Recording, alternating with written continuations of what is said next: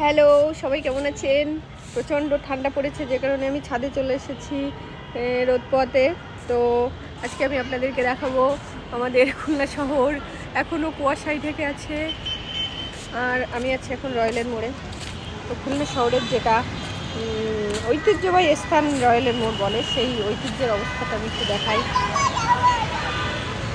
এই হচ্ছে রয়্যালের মোড়, আর এটা হচ্ছে হোটেল রয়্যাল, অ্যান্ড এটা হচ্ছে ক্যাসল সালাম, আর এই হচ্ছে হোয়াইট কোর্ট, যেগুলার অবস্থা খুবই খারাপ।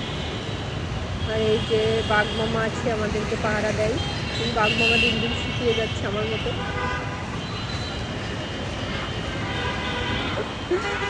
তো এই যে আমি দেখিয়ে দিলাম আমাদের খুলনা শহর।